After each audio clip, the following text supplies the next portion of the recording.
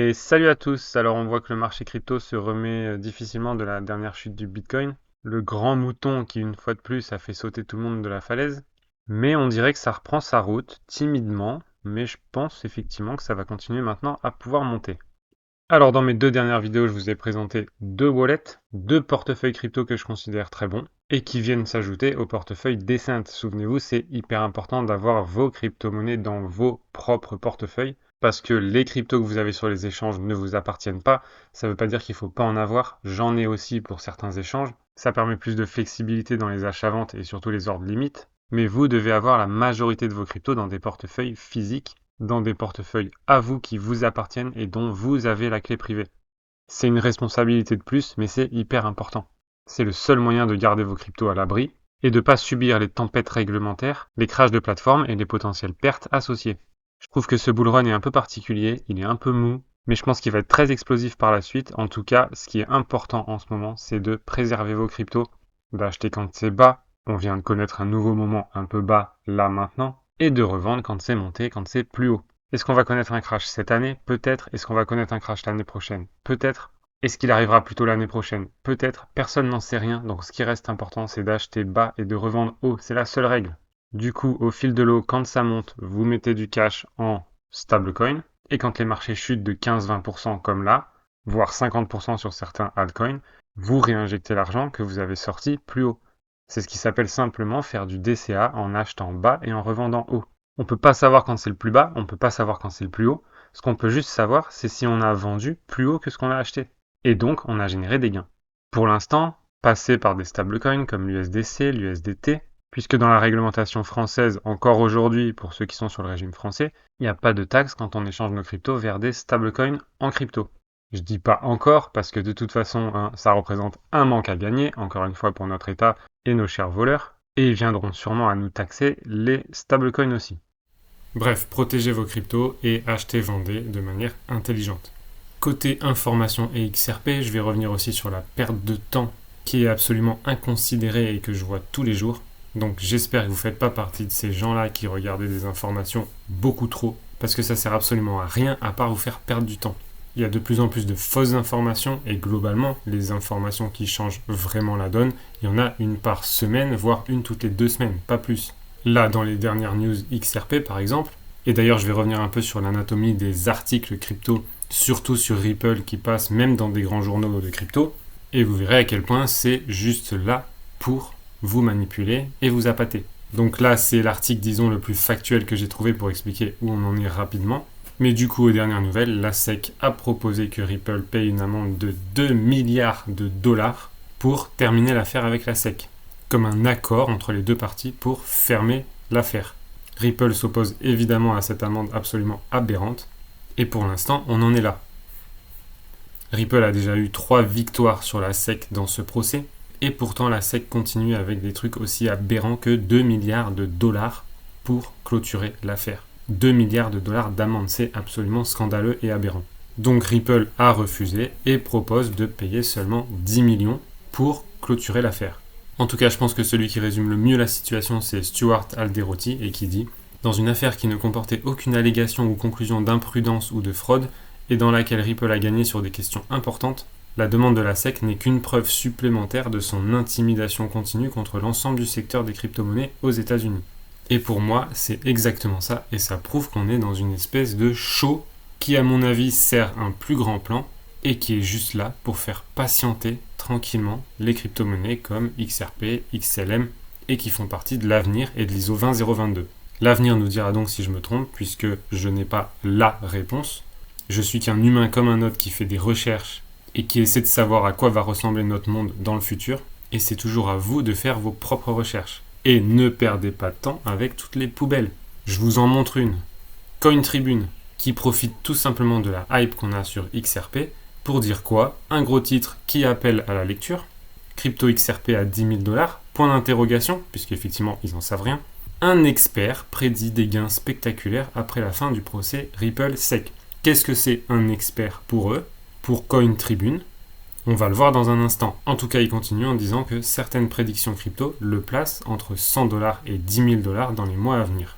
Certaines prédictions crypto. Là, dans leur article, on parle de une seule, donc pourquoi mettre ça au pluriel? Bref, un gros titre racoleur, des informations qui disent rien, et ici, on a une capture d'un compte Twitter, Jack the Ripper, qui est juste un humain qui en sait pas plus que d'autres, et qui dit que l'affaire SEC versus Ripple va arriver à la fin, et XRP deviendra la première crypto avec une clarté réglementaire complète aux États-Unis pour les paiements transfrontaliers. Et il termine en disant 3 à 5 chiffres pour XRP est inévitable. Et CoinTribune reprend bêtement ce tweet en disant que c'est un expert et que c'est ce qui va se passer. Jack the Ripper est donc un membre bien connu de la communauté crypto, XRP surtout, comptant près de 226 000 abonnés, et ça fait de lui un expert, selon CoinTribune. Donc voilà un article qui dit rien et qui sert à rien, mais qu'est-ce que vous voyez partout sur cet article? Qu'on a peut-être plus en abondance que quoi que ce soit d'autre, des pubs. Parce qu'évidemment, comment CoinTribune gagne de l'argent, il faut que vos petits yeux se déposent sur toutes les pubs pour que vous cliquiez, ce qui leur permettra de gagner de l'argent.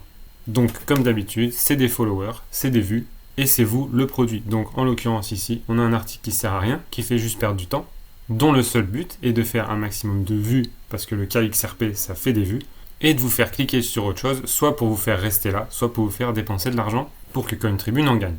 Donc vraiment, regardez où vous mettez les pieds et surtout arrêtez de partager tous ces articles qui ne disent rien du tout. Ça vous aidera vous et ça aidera des milliers de personnes. Et on a pareil sur YouTube. Cette chaîne-là, ce gars-là, il est quand même bien connu dans la communauté XRP. Il a quand même de bonnes informations régulièrement, mais il dit aussi parfois n'importe quoi. Donc attention à qui vous regardez. Personne n'est parfait, chacun est un être humain. Et aucun être humain n'a toute la vérité. Donc moi, quand je vois un titre comme ça, la SEC a été officiellement rejetée dans le cas XRP, dans l'affaire XRP, c'est faux. Il n'y a encore rien d'officiel, la juge n'a pas tranché. Et évidemment, Ripple paiera peut-être que 10 millions de dollars, point d'interrogation, parce qu'il n'en sait rien. Donc là aussi, c'est une vidéo que je regarde même pas, puisque c'est une perte de temps. Rien que le titre est faux et est juste là pour m'appâter. Alors maintenant, petite réflexion entre nous par rapport à ce qui s'en vient. À ce qui s'en vient dans le monde de la finance, qu'est-ce qu'on va vivre, qu'est-ce qu'il peut y avoir. Cet article a été partagé sur le groupe Telegram, je l'ai trouvé très bien. Il est écrit par une nana, je considère que les nanas sont quand même moins marketing que les mecs, et souvent un peu plus juste et factuel.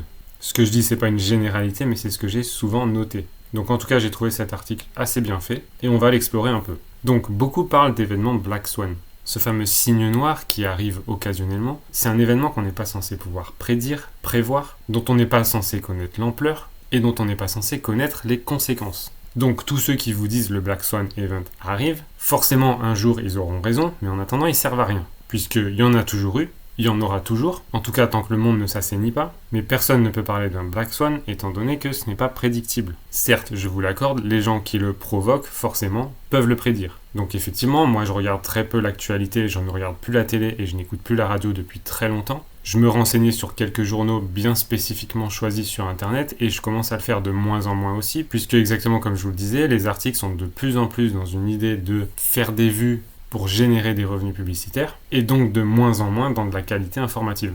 Et même moi, parfois, je me demande si j'ai envie de continuer avec cette chaîne YouTube, étant donné que le monde est pourri en ce moment, que l'information est vérolée et manipulée, et que de toute façon, on ne peut plus savoir ce qui se passe, à moins d'être dans le plan avec ceux qui le font fonctionner en ce moment. Donc ce qu'on va discuter là, ça reste hypothétique. C'est ce que je pense qui pourrait se passer, mais j'ai aucune idée de si c'est ce qui va se passer. À vous de faire vos propres recherches. Donc effectivement, en ce moment, entre la guerre, le début d'effondrement de certaines banques, Evergrande, une des plus grandes sociétés immobilières qui est en faillite, tous les changements financiers qui sont en train de s'opérer maintenant, et notamment par le travail que fait Ripple, XRP, XLM, etc. avec l'ISO 20022. On y revient. La nouvelle alliance des BRICS pour le nouveau système monétaire, les prochaines pandémies qui nous pendonnaient, on est forcément à la veille d'un Black Swan, mais en fait c'est même pas un Black Swan puisque là il y a tellement de variables qui sont en train de nous péter à la tête que c'est assez prévisible qu'on va dans le mur. Maintenant le quand il est extrêmement difficile à définir, c'est pour ça qu'il faut jouer quand même, rester dans le jeu, mais le faire intelligemment. Il n'est pas question aujourd'hui de faire all-in ou au contraire de tout vendre, mais comme je le disais plus tôt, il est question d'acheter intelligemment et de vendre intelligemment pour se créer une richesse qui sera utile dans les moments difficiles et même dans l'avenir. Donc pour l'instant, on a quand même quelques banques qui ont commencé à faire faillite et qui commencent à être insolvables, mais on en entend très peu parler dans les grands médias. Alors vous allez me dire comment je sais ce qui se dit dans les grands médias si je ne les regarde pas. Franchement, il suffit d'avoir des amis ou de la famille pour savoir ce qui se passe. En tout cas, ce qui est raconté dans les médias. Et effectivement, à mesure que la crise s'aggrave, un changement de paradigme est en cours. Ici, elle dit que soi-disant tous les comptes bancaires individuels ont été mystérieusement migrés vers le système financier mondial adossé à l'or et aux actifs de l'alliance BRICS, orchestré avec l'aide du système satellite de pointe Starlink. Là aussi, je ne peux pas vérifier cette information. Et pour l'instant, dans la réalité, on n'a pas vu grand-chose. Mais je pense clairement que le QFS, donc le Quantum Financial System, dont j'ai déjà parlé, je vous remets une vidéo ici, je pense qu'il existe, je pense qu'il est en place. Comment ça va se manifester, j'en sais rien. Quand, j'en sais rien non plus. Je pense qu'il n'y a pas de fumée sans feu et j'ai la ferme conviction que tout ça va voir le jour un jour ou l'autre. Donc clairement, la prudence devient primordiale. On a 4 banques australiennes, 4 des plus grosses qui se sont effondrées, et on peut se demander effectivement où est passé l'argent. Donc quand on voit tout ce qui est en train de se passer dans le monde, ou en tout cas tout ce qui est raconté qui se passe dans le monde, c'est clair qu'on veut nous faire aller dans le mur. Alors le QFS c'est quoi ? Pour l'instant je le vois effectivement comme une lueur d'espoir qui émerge. Pourquoi une lueur d'espoir ? Parce que ça pourrait être très bien effectivement la vérité où on va avoir une redistribution des richesses et où donc en fait il n'y a vraiment pas à s'inquiéter, le monde va se transformer et ça va être pour un monde plus juste et plus transparent, ce qui va forcément faire tomber nos élites et nos gouvernants actuels, nos voleurs comme je les appelle, puisque c'est clairement pas eux qui sont dans la légalité. Ils ont juste créé un cadre légal qui leur permet de nous voler de manière complètement légale. Et ça pour le coup c'est clairement factuel. Imaginez que je viens chez vous et que je vous demande 1000 € parce que j'en ai besoin pour faire des trucs, je pense que vous allez me claquer la porte au nez. Pourtant, quand l'État vous demande toujours plus d'impôts, vous leur donnez sans réfléchir. Pourquoi ? Parce qu'ils ont la loi. Pourquoi ? Parce que vous avez peur de la loi.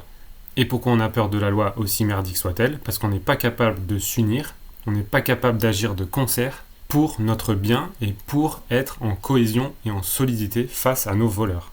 Donc en tout cas, le QFS, je trouve qu'elle résume bien, ce serait un cadre financier révolutionnaire, soutenu par les BRICS, et qui promet une nouvelle ère de transparence et de stabilité.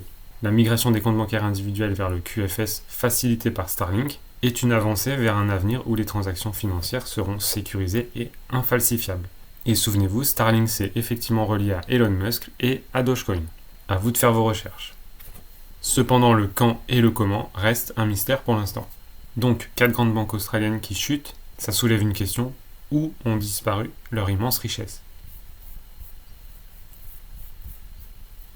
Et clairement, il apparaît là un besoin de transparence, parce que les citoyens méritent des réponses sur ce qui se passe avec leur propre argent, et le vide d'informations sur le sort de ces banques ne fait qu'aggraver le sentiment de malaise.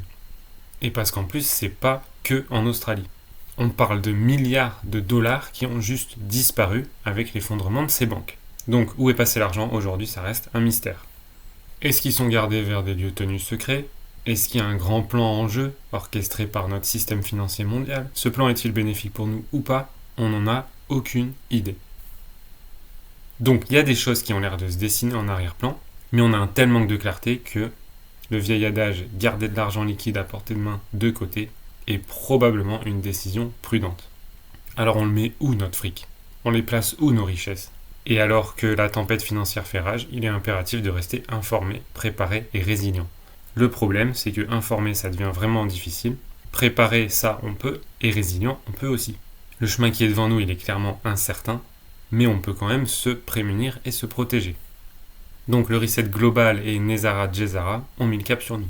Nezara Djezara, ça représente des montagnes de fric qui sont censées être redistribuées de manière, je dirais, juste à la population.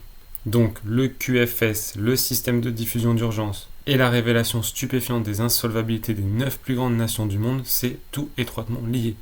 Est-ce qu'on est prêt à faire face à un crash boursier mondial ?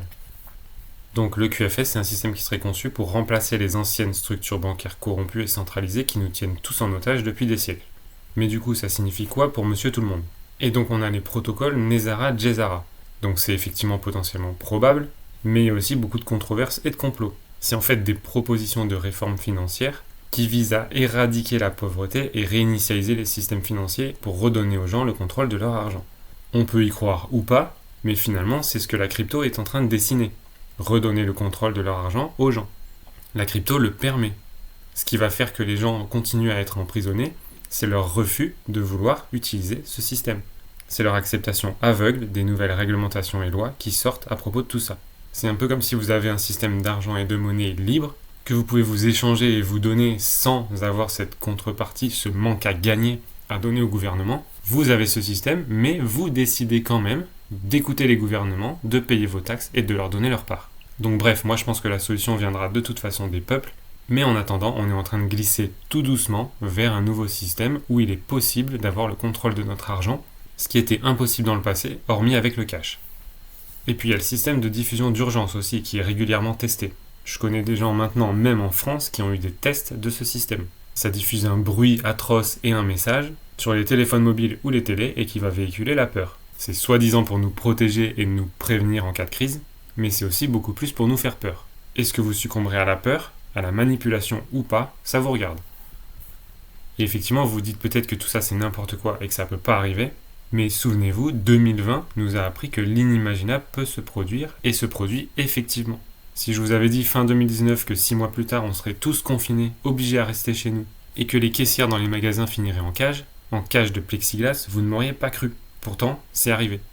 Si je vous avais dit quand le bitcoin valait 1 dollar qu'un jour il vaudrait 70 000 dollars, vous ne m'auriez pas cru. Pourtant, c'est ce qui est arrivé. Tout ça pour dire que vous pouvez rester dans des schémas où vous ne croyez pas aux choses, ou vous pouvez simplement creuser dans le sens où ça pourrait peut-être arriver. Parce que ça nous plaise ou non, le grand reset, le QFS, le système d'alerte et le Nezara Jezara, ainsi que la révélation de l'insolvabilité des plus grandes nations, sont tous les pièces d'un puzzle bien plus vaste. Donc, est-ce qu'on en sera les victimes, ou est-ce qu'on va enfin saisir l'opportunité de prendre le contrôle de nos vies, de nos finances, et de façonner notre nouveau monde ?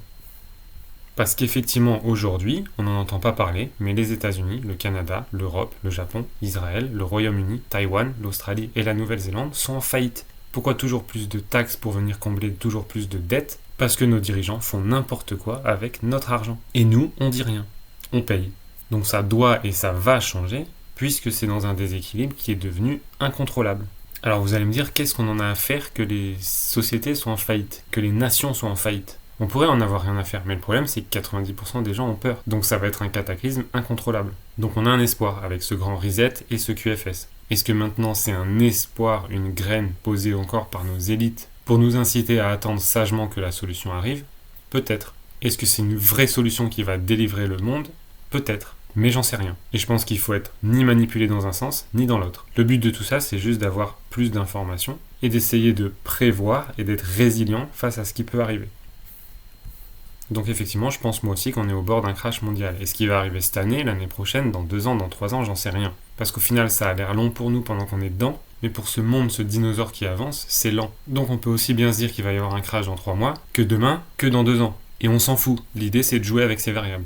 Si ce plan-là se déroule, ça risque d'être un crash monumental, peut-être le plus gros de l'histoire, puisque ça va impliquer le reset des monnaies et la réorganisation des richesses. Le tout contrôlé par le nouveau système financier, le QFS, qui sera censé éradiquer les corruptions et l'injustice. Donc il y a des banques qui crachent, l'argent disparaît, un QFS serait en train d'émerger quelque part, la crypto-monnaie arrive maintenant à maturité, et les banques du monde entier, les banques centrales incluses, vont devoir passer aux monnaies numériques, donc aux crypto-monnaies, pour la suite. Ce qui devrait amener énormément de transparence, ce qu'il n'y avait pas jusqu'à aujourd'hui dans les modèles centralisés. La crypto reste la dernière chance, je suis d'accord aussi, parce qu'on ne sait pas ce que vont devenir nos banques. On n'est clairement pas propriétaire de notre argent dans les banques. Donc moi, ce qui me semble primordial aujourd'hui, c'est de devenir propriétaire de nos avoirs. Et aujourd'hui, on peut le faire que via l'immobilier, l'or, l'argent et des actions. Quelles cryptos peuvent nous assurer un avenir ? Les cryptos tels que XRP, XLM, XDC, Algo, IOTA, SHX et HBAR. Les cryptos dont je vous parle sur ma chaîne depuis des années. C'est les premières cryptos qui implémentent tous l'ISO 20022, donc la nouvelle norme du nouveau système financier. Elle les appelle des canaux de sauvetage économique prêts à affronter la tempête. C'est un peu comme notre arche de Noé du 21e siècle. Et on ne parle pas ici d'un simple rendement de 10x ou 100x, mais on parle d'une croissance exponentielle qui pourrait monter en flèche de 1000x voire plus. Et ça se fera tranquillement dans le temps avec l'adoption, mais si tout le flux d'argent mondial passe par ces cryptos-là, c'est effectivement le genre de rendement qu'on va pouvoir voir. En plus, toutes ces cryptos pour l'instant naviguent dans l'ombre et sont quand même à des prix assez bas en ce moment. Alors elle parle de SHX, c'est donc Stronghold, qu'effectivement, pour moi, je ne vois pas officiellement dans l'ISO 20022, mais qu'ils se disent assurer cette norme. Bon, et ensuite, elle parle effectivement de Trump, l'armée qui est aux commandes, le commandant en chef de Trump et sa maîtrise militaire pour éradiquer la corruption et rétablir l'ordre. J'ai envie de dire pourquoi pas, mais là, c'est tellement hypothétique et c'est tellement de la spéculation que je vais pas aller plus loin. En tout cas, Stronghold, je pense que ça reste aussi un bon investissement à avoir. On vient de retracer d'environ 50% ici sur une crypto qui était en train de reprendre de la force. Donc ça me semble un excellent point d'entrée ici. Comme d'habitude, vous pouvez savoir sur quel marché vous l'avez ici. Donc sur Bitrue, vous le retrouvez sur Uniswap. C'est une crypto qui est bâtie sur la blockchain XLM et donc qui offre la rapidité et le peu de frais qu'on retrouve sur le réseau XLM.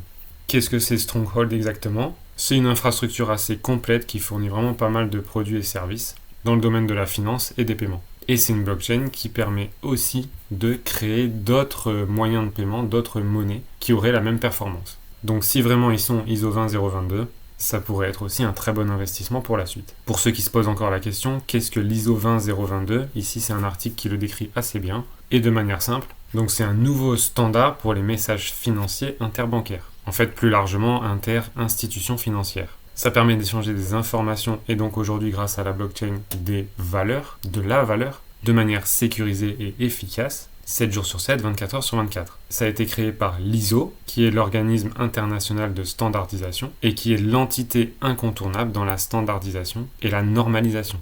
Donc aujourd'hui, c'est effectivement Swift qui détient le plus gros marché au niveau virement interbancaire, mais avant qu'arrive cette ISO, en fait, Swift utilisait son propre format. Et depuis l'arrivée de l'ISO, qui sera plus souple et facile à intégrer, selon moi, Swift, s'ils ne veulent pas être abandonnés, ils vont devoir se soumettre à cette norme. Et donc utiliser les cryptos et les assets qui font partie de cette norme. Donc en gros, l'organisme mondial de standardisation a défini une nouvelle norme qui est grandement facilitée par l'utilisation de la blockchain, et donc qui va se mettre en place petit à petit à partir de 2024 dans le système financier.